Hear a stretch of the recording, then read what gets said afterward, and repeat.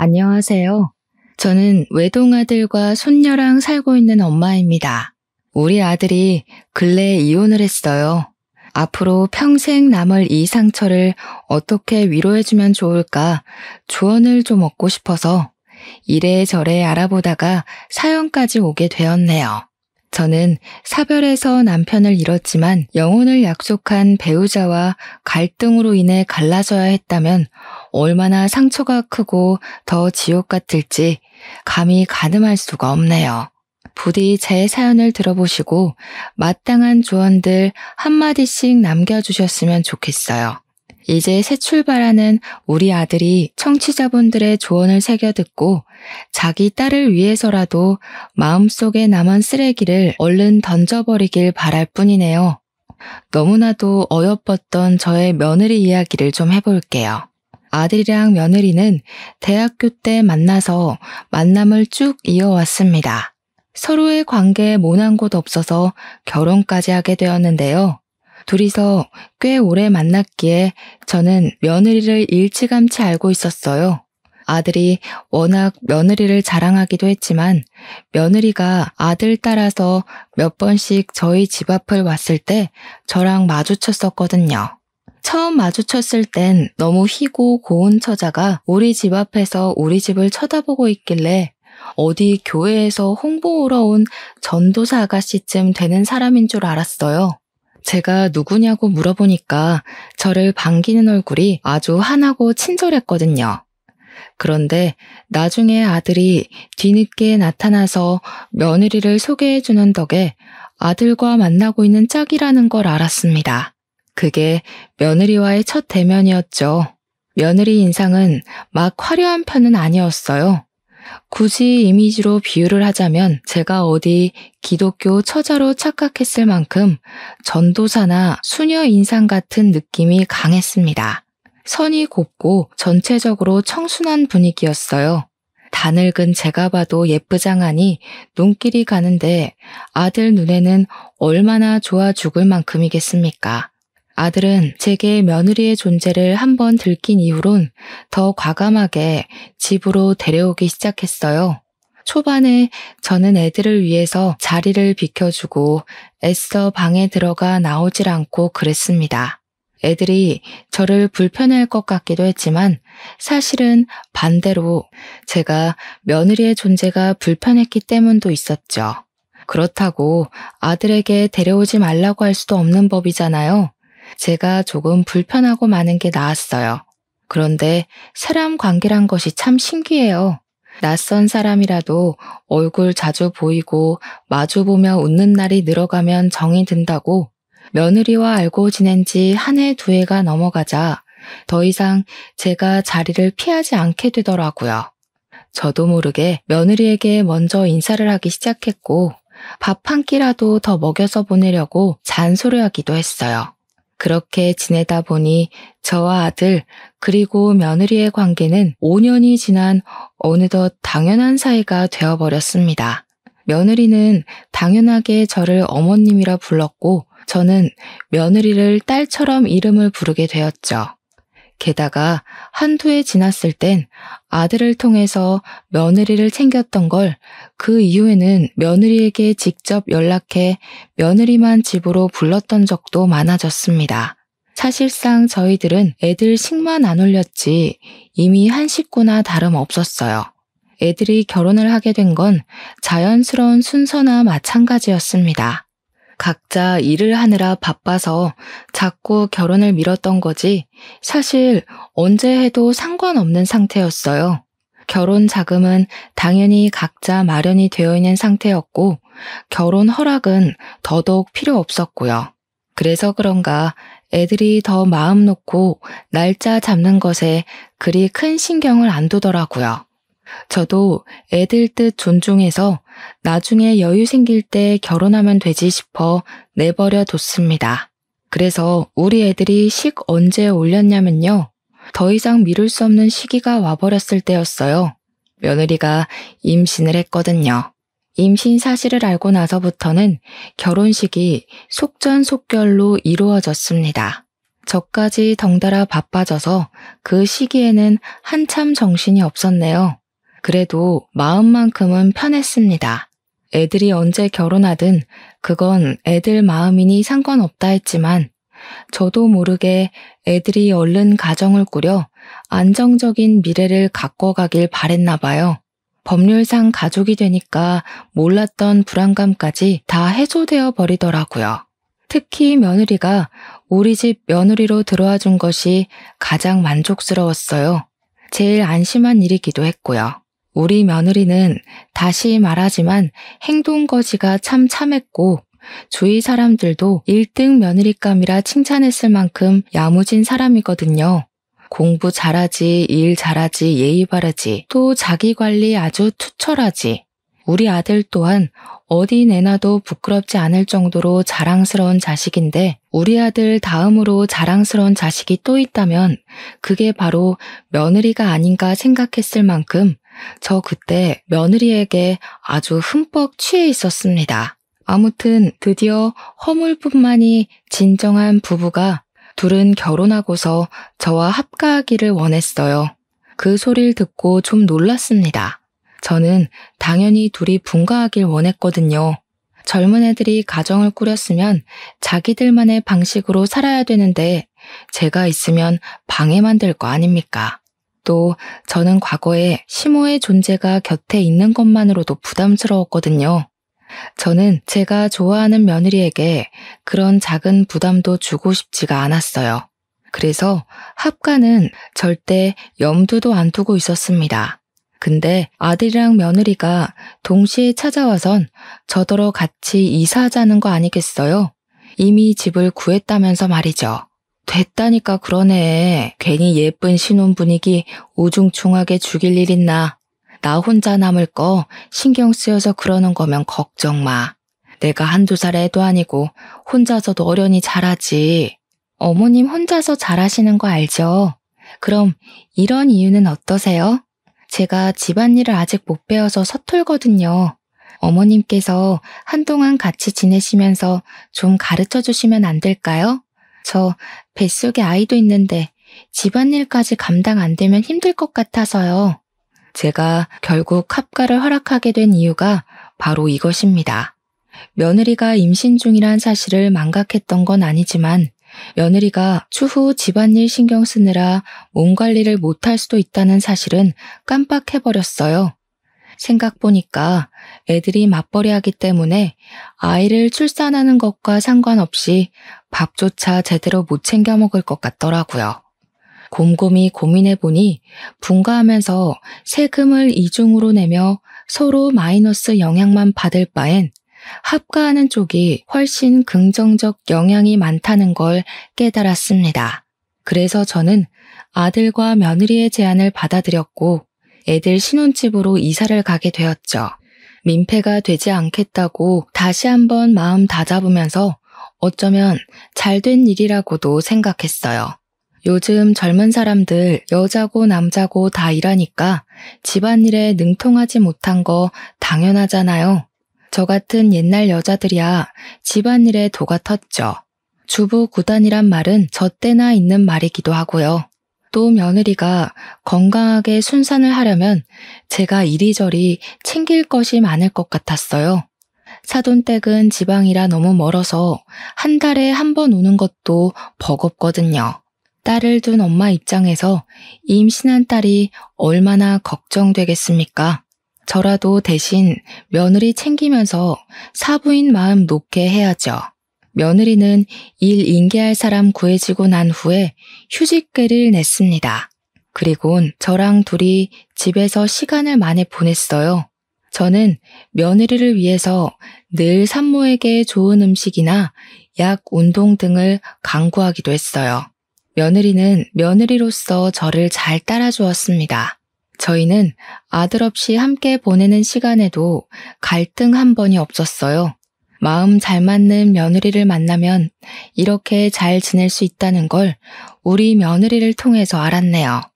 그렇게 며느리 출산 때까지 최대한 안정적인 시간을 보낼 수 있도록 모두가 노력했고 그 끝내 우리 가족 품으로 예쁜 손녀를 얻을 수 있었습니다. 손녀를 처음 만난 그날은 우리 가족이 진정한 가족이 된 이후 두 번째로 큰 행복을 느꼈던 시간이었어요. 우리 예쁜 손녀를 위해서라도 더 열심히 화목하게 살자고 그날 그렇게 다짐을 했었습니다. 그리고 얼마 후 며느리는 잠깐만 쉬고서 바로 복직을 하여 일에 매진했어요. 워낙 자기 관리에 철저한 사람이라 산후조리원에 있으면서도 업무 연락을 놓지 않던 애였습니다. 제 바람으론 며느리가 한 1년은 푹 쉬고 복직을 했으면 싶었지만 며느리가 워낙 본인의 경력과 자격에 진심인 사람이니 제가 말릴 수는 없었네요. 실제 며느리는 다음 해에 바로 승급을 했습니다. 승급을 하면 당연히 월급도 껑충 뛰어오르잖아요. 며느리의 성장은 집안의 경사나 마찬가지이니 저랑 아들도 며느리의 고생을 진심으로 축하해 주었어요.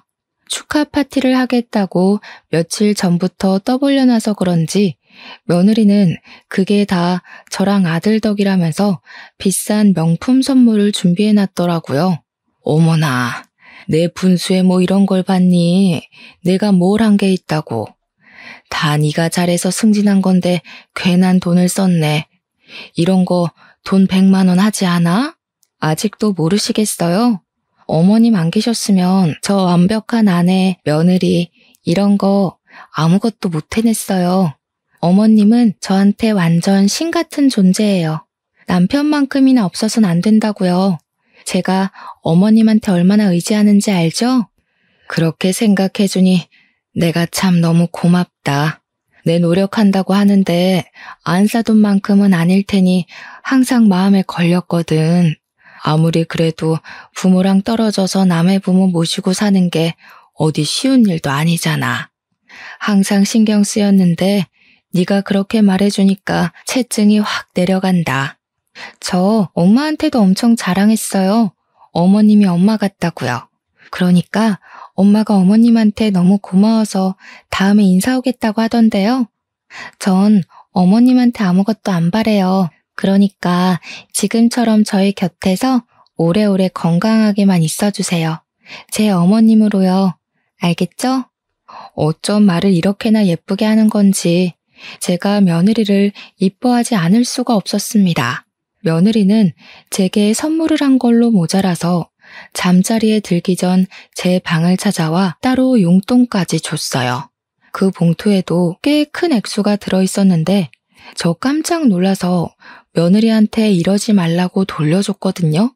그랬더니 며느리가 꿋꿋하게 쥐어주면서 손녀 봐주는 것이 고마워서 표현하고 싶은 마음이라고 하더라고요. 말리고 싶어도 역시나 며느리 고집 때문에 그럴 수 없었습니다. 며느리가 지금 안 받으면 제가 받을 때까지 쫓아다닐 거라고 하길래요. 그때부터 저는 며느리가 주는 돈을 받기는 하되 따로 모아놨어요. 정말 필요할 때 쓰고 싶었거든요.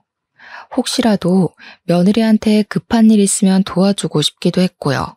어쨌든 갈수록 더 애틋하고 감사한 며느리의 마음에 화답하고 싶었던 저는 그 마음을 몸으로 때웠습니다. 아들뿐만 아니라 며느리가 끼니 건강하게 먹고 일할 수 있도록 식단에 특히 신경 썼고 집안일은 내 손에서 처리했고 예쁘게 낳아준 손녀까지도 애들 성가시지 않게 잘 돌봤죠. 남들이 봤을 때 가사 도우미냐 베이비시터냐 그렇게 볼 수도 있어요. 저는 우리 아들과 며느리가 저로 인해 편하게 일 보고 다닐 수 있으면 그것이 제가 할 수 있는 일의 최선의 일이라고 생각했습니다.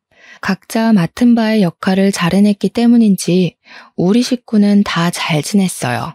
갈등은 당연히 없었고 가족으로서 적당히 어울리고 서운하지 않을 만큼 거리를 뒀었죠.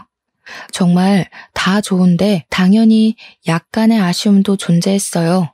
그건 며느리가 승급하고 나서 회식 많아지고 갈수록 일도 많아지고 퇴근도 늦어졌다는 건데요. 사실 높은 자리에 올라간 사람이니 당연히 바쁜 거잖아요. 이건 아쉬워도 어쩔 수 없다는 걸 알아서 그저 제 마음속에만 묻어두고 있는 점일 뿐이었어요. 그런데 딱 이대로만 쭉 지냈다면 저만의 아쉬움도 그러려니 하고 묻혔을 것을 하필 그 시기에 모든 게 들춰지고 말 계기가 시작되어 버렸습니다. 그 발단은 승승장구하던 며느리와는 반대로 우리 아들은 회사가 부도나 해고를 당했다는 거예요. 어쩔 수 없는 부당 해고였죠. 그나마 다행이라고 볼 수 있는 건 며느리 덕분에 우리 집이 먹고 살기 어려운 형편은 아니었다는 겁니다. 아들은 해고를 당하고 한 일주일은 알아 누워 있었어요. 딸을 볼 낯도 없어서 밥상머리 앞에 제대로 앉아있지도 못했죠. 게다가 결혼하고 나서 끊었던 담배까지 다시 찾아서 피기 시작했습니다. 한날은 새벽에 화장실 가는 길에 베란다에서 기척이 들려서 내다봤는데요. 아들이 울고 있더라고요. 딸이 태어나고 난 후로는 한 번도 웃음을 잃지 않았던 아들인데 아무래도 청춘을 바쳤던 직장에서 부당해고를 당했으니 쉽게 일어설 수가 없나 봅니다.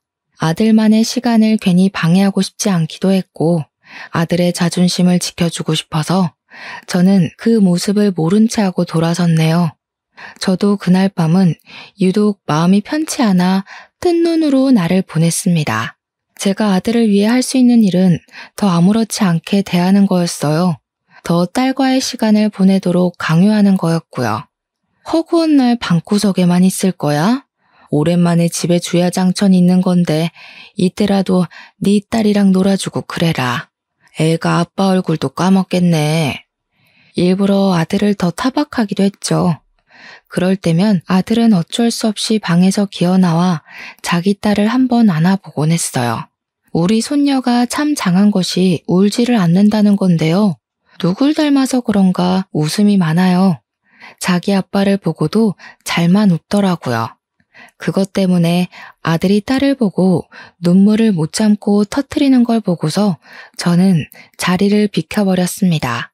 그리곤 며칠 뒤였어요. 아들이 갑자기 옷을 챙겨 입고 외출을 하더라고요. 딸과 인사 한번 하더니 저한테 아르바이트 다녀온다고 하는 거 아니겠습니까? 세상에 돈 벌 수 있는 데가 거기만 있는 것도 아니고 아르바이트 하면서 다른 직장 알아보려고. 나보다 나이 더 많은 사람들도 취업 뛰는데 정도면 아직 젊잖아. 아들이 딸이랑 시간을 보내더니 용기를 얻었나 보더라고요. 자식이 있어서 가만히 있을 수 없었던 아들은 끝내 배달 아르바이트를 먼저 시작했습니다. 자랑스러웠어요. 우리 아들이 한층 성장한 어른 같았고 한 집안의 가장으로서도 자격이 있는 것 같아 뿌듯했습니다. 그런데 며느리는 아들이 배달 일을 한다고 하니까 좀 못마땅했나 봐요. 어느 날 방에서 아들이랑 며느리가 처음으로 투닥거리는 소리가 들리더라고요. 제가 감히 끼어들 사이는 아니라고 생각했지만 대화 내용이 바깥까지 들려서 집중을 안 할 수가 없었습니다. 아무리 그래도 그렇지. 여의도 구간 도는 거면 나 회사 다니는 동네잖아. 우리 회사 사람들이 당신 알아보기라도 하면 어떡해? 당신은 와이프가 회사에서 창피당했으면 좋겠어? 내 생각은 안 해? 너네 회사 주소로 된 배달은 안 받으면 되잖아. 그리고 그 사람들이랑은 결혼식 때 한 번 봤는데 뭘 어떻게 알아본다는 거야? 우리 회사 사람들이 눈썰미 얼마나 좋은데 우리 청첩장 돌렸을 때 당신 얼굴 팔렸거든? 우리 집이 배달해야 될 정도로 어려운 게 아닌데 왜 뜬금없이 나서서 고생하냐고. 너무 안타까운 상황이라 생각했습니다. 어쩌다가 사이좋던 애들이 이렇게까지 싸우는 일이 와버렸는지. 부부 일에 이래라 저래라 참견할 입장이 못 되었던 저는 그저 손녀만 안고서 자리를 피할 수밖에 없었어요. 속으로 애들끼리 지혜롭게 관계를 잘 풀어나가길 빌 뿐이었죠. 그런 상황에서 갈수록 안타까운 건 우리 손녀였어요. 엄마라는 사람은 높은 직급이라 바쁘고 아빠라는 사람은 늦은 밤까지 아르바이트 뛰느라 바쁘니 우리 손녀가 시간이 지날수록 더 부모 품에 안겨보질 못하는 겁니다. 한참 중요할 시기인데 이래도 되나 싶어 저도 점점 마음이 조급해지더라고요. 손녀가 저를 좋아해서 울지 않는 건 다행이지만 멀리 생각해보면 이게 다행인 줄도 모르겠어요. 확실히 이때부터 저희 가족이 뭔가 잘못되고 있는 기운은 느껴졌습니다. 그렇게 어느 날이었어요. 우리 손녀는 9시가 되면 꼬박 잠을 잘 잤는데요. 그날은 다소 늦게 잤습니다.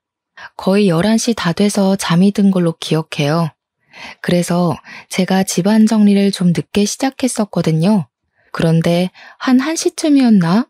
누가 도어록을 자꾸 틀리게 눌리는 겁니다. 자꾸 신호음이 울려서 혹시 손녀가 깰까봐 황급히 인터폰 확인했어요. 누구냐고 묻기도 전에 안에서 며느리 목소리 들리더라고요. 저는 바로 나가서 문을 열었습니다. 당연히 며느리 혼자만 있는 줄 알고 잠옷바람 그대로 나갔어요. 근데 막상 제 눈앞에 서 있는 사람은 며느리가 아닌 술에 떡이 된 며느리를 업고 있는 웬 총각이었습니다. 며느리가 번호를 불러주는 대로 총각이 누르고 있었는데 틀리게 부르니까 총각도 계속 틀리게 누르고 있었나 봅니다. 낯선 사람 등장에 제가 당황해서 주춤거리니 총각도 저를 보고 주춤거렸어요. 그러다가 총각이 곧 제게 인사를 하면서 자기가 우리 며느리 동창이라고 소개를 해주더라고요. 그러면서 방이 어디냐고 묻대요. 그제야 저도 당황스러운 마음을 정리하고 얼른 안으로 안내했죠. 고마워서 물 한 잔이라도 주려고 했는데 동창 총각은 괜찮다고 불이 나게 집을 나갔습니다. 며느리는 그새 기절한 듯 잠이 든 상태여서 옷을 갈아입히지도 못했네요. 그날은 며느리를 보면서 기분이 좀 찝찝했습니다. 그전에도 술을 진탕 마시고 와서 쓰러지듯 잠을 잔 적은 많았어요. 그게 당연히 회식 때문인 줄 알았거든요. 근데 그날은 동창한테 업혀온 거라서 많이 의아했어요. 그럼 매일 일하느라 늦는 것도 아니고 회식을 하는 것도 아니라는 소리잖아요. 그 사실을 알게 되니 기분 좀 별로더라고요. 자식이 없는 여자도 아닌데 퇴근 일찍 하면 딸이랑 시간 보내러 집에 좀 올 것이지 겨우 생긴 시간마저 동창이랑 술 약속으로 보내버리다니.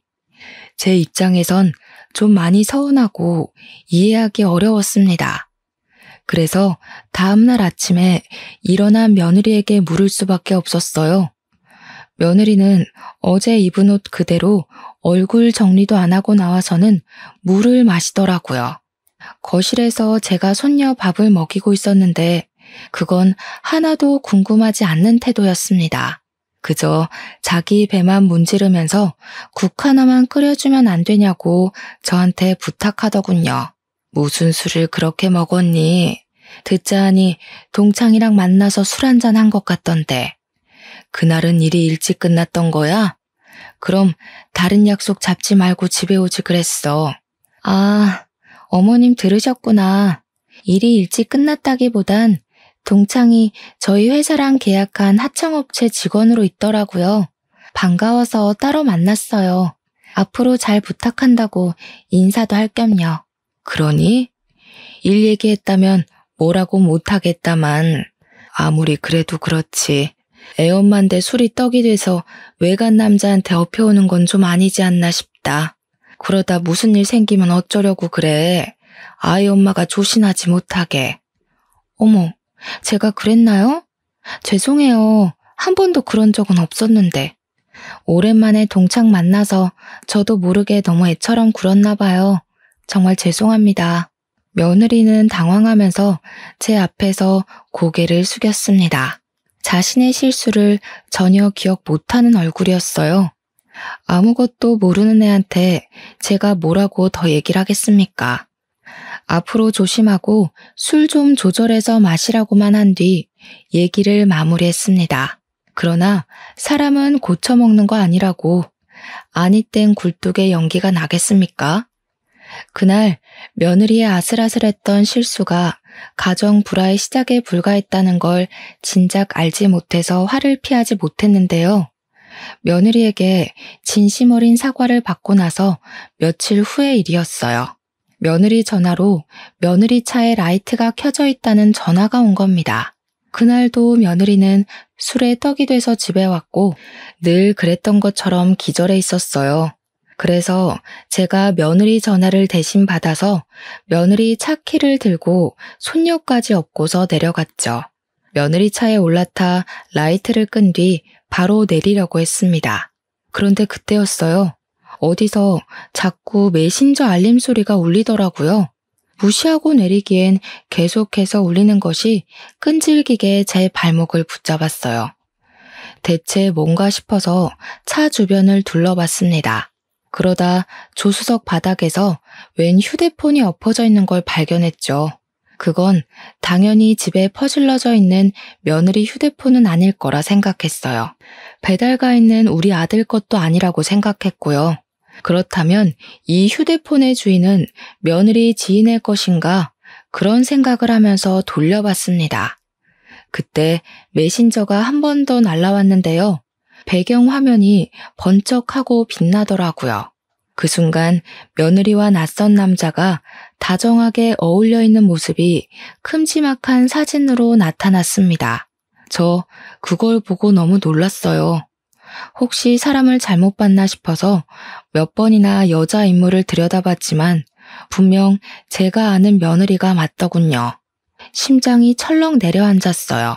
대체 이게 뭔가 싶어서 당장 휴대폰을 열어봤습니다. 다행히 비밀번호가 없어서 열어보는 게 가능하더라고요. 그리고 그곳에서 저는 그동안 몰랐던 며느리의 실체를 알게 되었어요. 일단 제가 발견한 그 휴대폰은 며느리의 것이 맞았고 며느리의 숨겨진 다른 휴대폰인 듯 했습니다.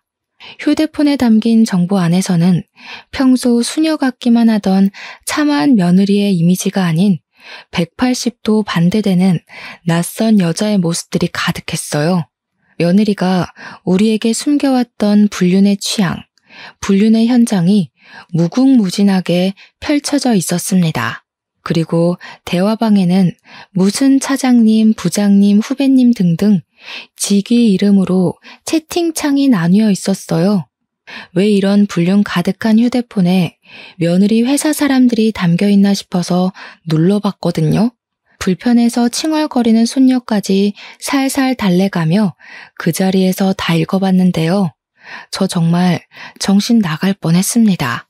며느리가 출산하고 나서 승급한 이유가 여기에 있었더라고요. 며느리는 개인 업무 능력으로 승진을 한 것이 아니라 부장님, 차장님 등등 직위 높은 사람들에게 몸을 쓰면서 개인적인 흑심을 산 거였어요. 그걸로 모자라 며느리는 자기보다 후배인 직원들과도 아주 바쁘게 바람을 폈는데 젊은 남자들과는 한 자리 얻기 위해서라기보단 그냥 애인으로 지냈더군요. 그러니까 며느리는 나이 많은 남자를 통해 자기 미래를 보장받으려 했던 거고 어린 남자를 통해선 대접받고 싶은 욕구를 채운 거였어요. 아마 가정에 대한 욕심이나 심리적인 안정감도 놓치지 않고 싶어서 결혼을 했던 게 아닌가 싶어요. 며느리에게 어떤 마음이 우선이었는지 모르겠지만 뭐가 됐든 며느리와 결혼을 했다면 결국 끝은 파국이 될 거라는 게 중요한 중점 아니겠습니까? 모든 사실을 알게 된 저는 너무 혼란스러워서 입을 틀어막고 울음을 터뜨렸습니다. 그동안 며느리를 믿고 지냈던 수년의 세월이 필름처럼 지나갔어요. 단 한순간도 며느리에게 진심이 아니었던 마음이 없습니다. 딸이 아니지만 딸처럼 아꼈고 엄마가 되어주고 싶었던 마음도 다 진심이었거든요. 제 아들이 며느리를 속상하게 안 했으면 좋겠기에 아들 앞에서 며느리 편을 들어준 적도 덜어 있었습니다. 며느리 같은 며느리는 그 어디에도 없을 거라 단언했어요. 며느리를 볼 때마다 하늘에서 떨어진 천사라고 비유하며 이웃들에게 자랑했어요. 그런데 불륜이라뇨. 그 착한 아이가 가정 파탄의 주범이라뇨. 한 놈도 아니고 제 눈으로 확인한 놈들만 해도 무려 5놈이나 됩니다. 며느리에게 상간남이 있다는 것도 충격인데 한 번에 발견된 놈이 5명이나 될 때 다들 기분이 어떠시겠어요? 제 아들은 지금 제 새끼랑 마누라한테 부끄러운 남편, 아빠 안 되려고 밤낮으로 뛰고 있단 말입니다. 자기 남편이 배달 아르바이트 하면서 가정을 위해 최선을 다하고 있는 줄 알면 적어도 한눈 파는 일은 하지 말아야죠. 어떻게 가족 얼굴에 똥칠을 한답니까? 불쌍한 내 아들. 마누라가 밖에서 한눈 팔고 다니는 줄도 모르고 지금 누구를 위해서 자기 몸 부서져라 일을 하고 있는 건지 눈물이 나다 못해 화가 났던 저는 일단 이 불순한 휴대폰을 숨겨서 집에 들고 올라갔습니다. 며느리는 여전히 술에 찌들려서 자고 있더라고요. 그 모습이 꼴보기 싫어 베개를 들고 얼굴을 한 대 내리쳤어요. 이 천벌 받을 것. 내 손녀 절대 너한테 안 보낸다. 내가 지옥 불구덩이에 떨어지는 한이 있더라도 니년 다 망가지는 꼴 꼭 만들 거야. 감히 우리 아들이랑 우리 손녀 얼굴에 먹칠한 거 가만 안 둘 거다. 그대로 며느리한테 베개 던져주고 방을 나왔습니다. 술에 취해서 아무것도 모르는 걸 알기 때문에 과감하게 저질렀던 행동이죠. 예상대로 며느리는 아무것도 모르고 아무 일도 없었다는 듯 고상한 척하며 출근을 했습니다. 저는 평소처럼 며느리의 식사를 챙겨줬어요. 일단 이 사실을 어떻게 해야 할지 몰라서 티를 내지 않기로 했거든요. 아들한테 말을 하고 싶은데 혹시라도 아들이 이 사실 알고 상처받아서 나쁜 선택이라도 할까봐 이걸 밝히는 게 맞는지 아닌지 고민이 되더라고요. 한참 생각하다가 결국 결정한 것이 전문가의 도움을 빌리는 게 좋겠다는 거였는데요. 저 여태 며느리가 줬던 용돈 안 쓰고 모으고 있었거든요. 그걸로 며느리를 위해서 나중에 쓰려고 했잖아요. 아무래도 변호사를 선임해야겠다는 생각이 들더라고요. 저는 바로 변호사 사무실을 알아봤고 제법 유능한 사람으로 구해서 찾아갔습니다. 제가 갖고 있는 증거물 제출했어요. 무려 5명이나 되는 며느리의 상간남 존재에 변호사도 놀라더라고요. 변호사 말이 사실 이 정도면 굳이 몰래 소송하지 않더라도 며느리가 맞고소할 수 없다고 확언하는 겁니다. 전문가 말을 들으니까 너무 안심이 되었어요. 그제야 저는 용기 내어 아들에게 알리기로 했습니다. 엄마는 아들 선택에 맡길 거야. 그런데 아들, 네가 딸 생각한다고 이혼을 보류하는 결정은 안 했으면 좋겠어. 아이한테 엄마가 필요한 건 맞지만 사실 그런 엄마는 필요 없는 데다가 걘 한 번도 우리 손녀한테 엄마 노릇을 해준 적이 없어. 아들이 제 조언을 제대로 들었는지 모르겠지만 아들은 며느리 불륜 사실에 상당히 괴로워했습니다. 자신이 부당해고를 당했을 때보다 훨씬 더 말이죠. 다행히도 제가 부탁하고 사정하는 탓에 아들이 며느리한테 불륜 사실을 아는 채는 안 했어요. 그저 며느리 얼굴을 제대로 못 보거나 말 섞는 걸 자제했을 뿐이었습니다. 아들의 이혼 고민이 늘어갈수록 아들의 차가운 반응도 늘어가니 그에 따른 며느리의 불만 또한 같이 생길 수밖에 없었는데요. 하루는 며느리가 출근 전 제 곁에 와서 아들 흉을 보며 툴툴거리더라고요. 아무래도 취업이 잘 안 돼서 더 까칠해진 것 같죠? 그냥 집에서 쉬라고 해도 하여간 말을 안 들어요. 대체 누구 고집을 닮은 건지. 어머님이 나중에 다시 한번 말 좀 해주세요. 오토바이 그거 위험하기도 하잖아요. 창피해서 그런 거 아니고. 됐다. 취업이 안 되면 예민해질 수도 있지. 가족이라도 이해해줘야지. 안 그럼 어디 마음 기댈 곳이 있겠어? 가족이라면 그런 의리는 있어야 되는 거 아니니. 저도 모르게 그날 난생 처음으로 며느리에게 퉁명스러운 말씨와 대답이 나가버렸어요. 며느리는 한결같았는데 제가 달라져 버린 거죠.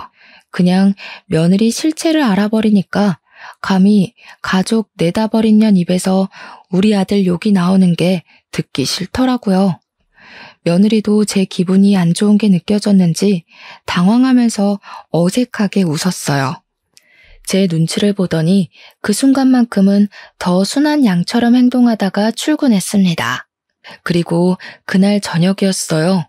적어도 아들이 한 달 정도는 생각할 시간을 가질 줄 알았는데 아들이 며느리의 실체가 담긴 폰을 들고 제 방으로 오더니 직접 소송장 준비하겠다고 하더라고요. 제가 휴대폰을 아들에게 줬거든요. 며느리를 용서해 줄 거면 네 손으로 직접 증거물 없애라고 말이죠. 그랬더니 아들이 도무지 며느리의 이중 생활을 눈 감아줄 수가 없었나 봐요. 저는 아들의 결정에 얼마나 가슴을 쓸어내렸는지 모릅니다. 안아서 장난감 물고 있는 손녀를 안으며 제대로 큰 결심을 했어요. 그리곤 바로 아들한테서 며느리 폰을 받아서 며느리 폰에 저장된 불륜남들에게 다 연락을 돌렸습니다. 후배 직원 1명 말고는 나머지 4명은 유부남이더라고요. 그래서 더 쉬웠어요. 그들에게 가정이랑 직장에다 불륜 사실을 소문내겠다고 하니까 고민도 안 하고 당장 며느리를 손절하겠다면서 벌벌 떨대요. 가정 깨지는 게 무서우면 부정행위를 저지르지 말았어야 하는 거 아닙니까? 정말 며느리나 상간남들이나 한심하기 짝이 없더군요. 어쨌든 저는 상간남들에게 개인적으로 부탁했습니다. 며느리랑 그 후배 직원 둘만 싸잡아서 불륜 커플로 사내에 소문을 퍼뜨려 주라고 내가 보내주는 사진까지 첨부해서 말이죠. 그랬더니 가정이랑 자신들의 직위는 지키고 싶었던 4명의 상간남들이 손수 며느리와 그 후배 직원을 묶어 회사에 퍼뜨리기 시작했어요. 고위 직급이라 그런가 행동 빠르고 지시가 빨라서 회사에 소문 퍼지는 건 시간 문제더라고요. 며느리가 출근한 아침에 연락했는데 그 몇 시간 만에 난리가 난 것 같았습니다. 그 사실이 퍼지자 회사에 붙어 있을 수 없었는지 며느리가 결혼하고 정말 오랜만에 대낮에 집에 온 거 아니겠어요? 오늘 몸이 안 좋아서 좀 일찍 왔어요. 저 좀 쉴 테니까 저녁 때까지 깨우지 마세요. 몸이 아파서 왔다는 우스운 핑계를 대는 며느리 앞을 아들이 막아섰습니다. 그리곤 아들이 며느리 얼굴에다 소송장을 집어던졌죠. 아내라는 사람이 이렇게 유명한 사람인지도 모르고 내가 아주 입이 마르고 닳도록 자랑하고 다녔네. 언제까지 뻔뻔할 생각이야? 당신 제정신이야? 왜 얼굴에 던지고 그래? 이게 뭔데 그래? 며느리는 얼굴에 얻어맞은 소송장을 주워들더니 그걸 읽으면서 점차 표정이 굳어갔어요. 이혼 사유는 네가 제일 잘할 텐데. 이미 회사에 소문짝 퍼졌잖아. 변명할 여지가 없을걸? 오늘은 한 놈이랑만 퍼졌겠지만 다음 주는 2번째 놈도 터질 거야. 그리고 그 다음 주는 3번째를 터뜨릴 거고 그 다다음 주는 4번째를 터뜨릴 거지. 끝이 아니더라. 5번째까지 네가 오래오래 쓰레기로 기억되게 질질 끌면서 터뜨릴 거야. 이제 상황 파악되니? 아들의 도발에 며느리는 순식간에 사색이 되었습니다. 우리가 모든 걸 알고 있다는 생각은 못했었나 봐요. 자기의 실체가 들통나자 더 이상 발뺌 안 하곤 아들 앞에 바로 무릎을 꿇더군요. 갑자기 사죄까지 하기 시작했어요. 나 빨리 승진해서 우리 식구 잘 먹고 잘 살게 하려고 그랬던 거야. 우리 식구 부자 되면 이 사람들 다 청산하려고 했어. 당신한테만 정착하려고 했다고. 어머님은 제 마음 아시잖아요.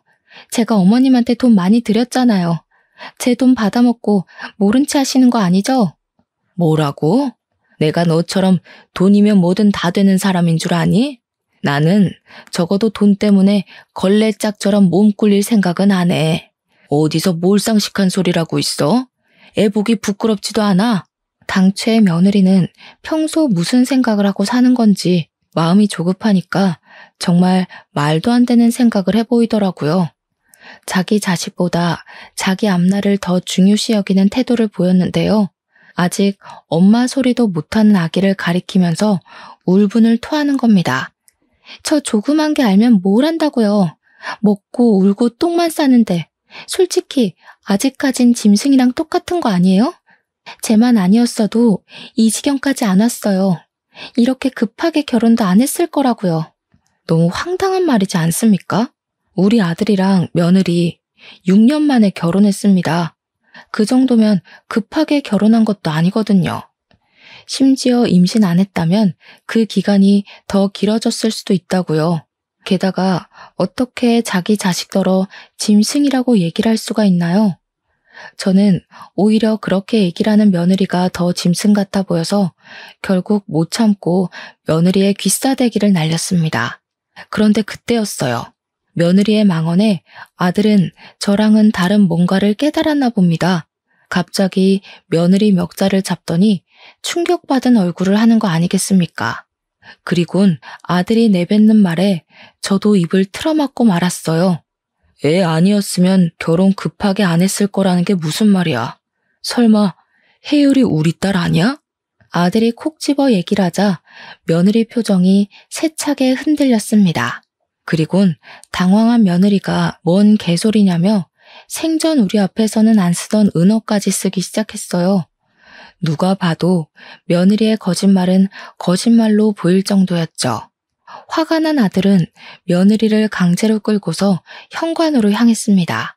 그리고 저 보고도 손녀를 데리고 같이 유전자 센터 가자고 해서 외출을 하게 되었어요. 가는 도중에 며느리가 계속 저항했지만 아들이 처음으로 무서우리만큼 힘을 써서 며느리를 차에 태웠어요. 그리고 몇 시간 뒤 센터에서 받은 서류로 인해 절망적인 사실이 밝혀졌습니다. 설마 했는데 제가 안고 있는 손녀가 우리 아들 핏줄이 아니라는 사실이었어요. 손녀를 안고 있던 저는 그대로 주저앉아서 눈물을 터뜨렸습니다. 이런 상황에서도 아무것도 모르고 착하게 안겨있는 손녀를 더 꼭 안으면서 당시의 상황을 원망했어요. 아들은 들고 있던 검사지를 며느리한테 던지면서 생부가 누구냐고 소리치고 있었습니다. 장소가 센터인 것도 있고서 상간남들 중에 누구냐면서 당장 밝히라고 언성을 높였죠. 미안해 여보. 나도 나중에 알았어. 그 사람들은 아니야. 내가 다 잘못했으니까 제발 그냥 넘어가줘. 당신이 시키는 거 다 할게. 내 급여 당신이 관리하겠다고 해도 아무 말 안 할게. 내 전 재산 다 줄게. 그러니까 제발 부탁이야. 아무것도 묻지 마. 뒤져보면 알겠지. 남자 관계 복잡한 네가 우리 딸 생부를 과연 끊어냈을까? 대신 내가 뒤져서 알아내면 넌 이제 한국에서 얼굴 들고 못 살 줄 알아. 아들이 작정하고 며느리의 본 휴대폰을 뺏으려고 하자 며느리가 결국 알겠다고 실토를 했는데요. 그 얘기를 듣고 제가 제일 크게 경악하고 말았어요. 듣다 보니 누군지 어렴풋이 알겠더라고요. 며느리 말이 손녀 생부는 자기 동창생이라고 했습니다. 그 말을 듣자마자 생각나는 사람이 있었어요.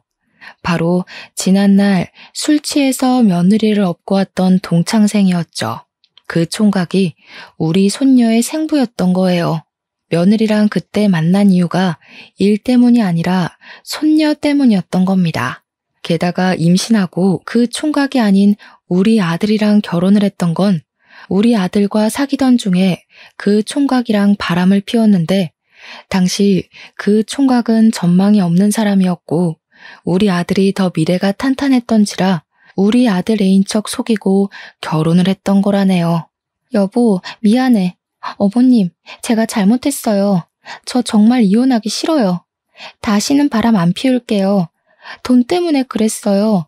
이제 돈 필요 없으니까 다 정리할게요. 제발 한 번만 봐주세요. 2번 실수하면 그때 이혼하면 되잖아요. 이미 지나버린 사실까지 알자 저는 또 한 번 세상이 무너지는 느낌을 받았습니다. 아마 아들이 가장 크게 상실했겠죠. 그 와중에 며느리는 계속 손이 발휘되도록 빌었어요. 하지만 그게 어디 용서로 될 일이겠습니까? 부부는 신뢰가 없으면 이미 끝난 관계잖아요. 그건 가족 관계도 마찬가지고 부모 자식 관계도 역시라고 생각합니다. 아들은 물론이거니와 저도 며느리에게 더 이상 신뢰가 없어요. 며느리와 함께 가야 할 이유가 없기 때문에 며느리의 용서를 받을 이유도 없었습니다. 아들은 끝내 며느리를 버렸고 이혼 소송을 진행했습니다. 그뿐만 아니라 손해배상 청구까지도 하게 되었죠. 그리고 무려 5명의 상간남에다 손녀의 생부까지 해서 총 6명의 상간남에게 상간자 소송을 진행했어요. 또 며느리에게 양육권 청구도 빠짐없이 요구했고요. 며느리는 우선 불륜 소문이 나자마자 회사에서 사직당했습니다. 소문이 좀 길게 퍼져서 그 뒤로도 같은 계열사 취직은 어려울 거예요. 게다가 그 4명의 유부남 집안에서 상간녀 소송까지 당하는 바람에 전 재산을 잃고 빚쟁이가 되었다고 들었거든요. 어디 일용직 아르바이트나 뛰지 않을까 싶습니다. 그런 여자 소식 더는 불경스러워서 관심 끊다 보니 여기까지만 알고 있고요. 일단 우리 아들은 다행히 취직에 성공했어요. 큰일 치르면서도 취업 준비를 손 놓지 않더니 결국 괜찮은 회사에 들어갔습니다. 이제 막 들어가서 적응하려면 시간이 많이 필요할 거예요. 그리고 우리 예쁜 손녀는요. 비록 우리 아들 핏줄은 아니지만 이미 쓰레기 부모한테는 못 보낼 만큼 정이 생겨버려 제가 데리고 살기로 했어요. 한 번도 제 손녀 아니라고 생각해 본 적 없었고 태어난 후로 제 품에 가장 많이 안겨 있었던 아이거든요. 이 예쁜 아이를 어떻게 떼어놓겠습니까? 우리 아들도 자기 성을 딴 손녀를 친자식으로 생각하고 있어요. 그래서 힘내고 새 출발하려는 거거든요. 이혼하면서 아마 아들이 가장 많이 힘들었을 텐데 쉬지도 못하고 뛰기만 하는 것 같아서 좀 많이 걱정됩니다. 아들이 워낙 내색하는 편이 아니라 제가 또 대놓고 위로도 못하겠어요. 속병이 나면 안 될 텐데 그렇게 저 혼자만 전전긍긍하고 있네요. 시간이 약이라지만 괜히 힘이 돼주는 말 한마디 해주고 싶어요. 혹시 부담스럽지 않은 조언이 있다면 한마디씩 알려주세요. 우리 아들이 보고서 내심 위로를 받을 수 있었으면 좋겠습니다. 아무쪼록 일이 잘 풀린 거라 생각하고 열심히 살아보도록 하겠습니다. 저도 우리 아들이랑 손녀를 위해서 건강관리 잘하면서 곁에 오래오래 머물러 보려고요. 긴 사연 여기서 끝마칠게요. 들어주셔서 감사합니다.